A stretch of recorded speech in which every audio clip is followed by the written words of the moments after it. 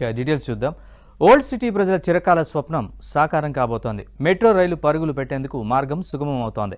MGBS నుంచి చాంద్రాయణగుట్ట వరకు 7.5 కిలోమీటర్ల మార్గంలో మెట్రో రైలు విస్తరణ పనులు శరవేగంగా జరుగుతున్నాయి.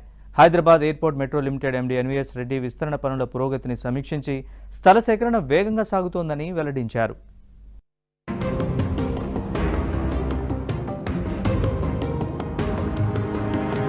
మెట్రో రైలు విస్తరణలో భాగంగా ఎంజీబీఎస్ నుంచి చాంద్రాయణగుట్ట వరకు 7.5 కిలోమీటర్ల మార్గంలో విస్తరణ పనులు ఇప్పుడు జోరుగా సాగుతున్నాయి.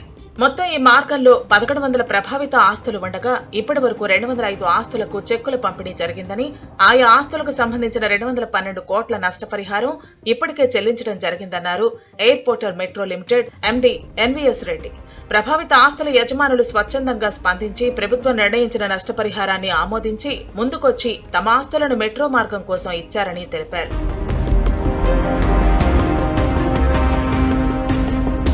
ఈ మార్గంలో ఇరువైపులా చిక్కుముడులుగా ఉన్న కొన్ని క్లిష్టమైన విద్యుత్, టెలిఫోన్ కేబుళ్లను అత్యంత అప్రమత్తంగా తొలగించి తమ ఇంజనీరింగ్ సిబ్బంది మార్గాన్ని సుగమం చేశారన్నారు మెట్రో ఎండీ. మెట్రో అధికారులతో పాటు రెవెన్యూ, పోలీస్ పర్యవేక్షణలో మెట్రో మార్గం విస్తరణ పనులు చురుగ్గా సాగుతున్నాయి.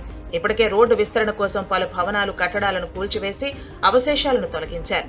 ఈ మార్గంలో ట్రాఫిక్ సమస్యను తగ్గించడానికి రోడ్డు విస్తరణ ఎంతో అవసరమని అధికారులు తెలిపారు. సున్నితమైన కట్టడాలకు ఎలాంటి ముప్పు కలగకుండా అన్ని జాగ్రత్తలు తీసుకుంటున్నారు అధికారులు. రంజాన్ సందర్భంగా విస్తరణ పనుల వేగం కొంత తగ్గినప్పటికీ ఇప్పుడు అవి మళ్లీ పుంజుకుని సజావుగా సాగుతున్నాయి.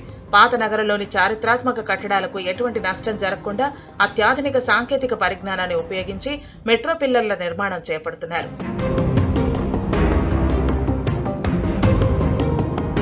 ముఖ్యమంత్రి రేవంత్ రెడ్డి ఆదేశాల మేరకు త్వరితగతిన పాతనగరం విస్తరణ పనులు పూర్తి చేసి కేంద్ర ప్రభుత్వ అనుమతి రాగానే మెట్రో నిర్మాణ పనులు ప్రారంభిస్తామని ఎన్వీఎస్ రెడ్డి వెల్లడించారు. మెట్రో రైలు అందుబాటులోకి వస్తే పాతనగర ప్రజలకు ప్రయాణ సౌకర్యం మెరుగుపడుతుందని, ఆర్థికంగా అభివృద్ధి చెందుతుందని అధికారులు ఆశాభావం వ్యక్తం చేశారు. మెట్రో రైలు ప్రాజెక్టు పూర్తయితే పాతనగరం రూపురేఖలు మారతాయని, హైదరాబాద్ నగర అభివృద్ధికి ఇది ఒక మైలురాయిగా నిలుస్తుందని అధికారులు తెలిపారు.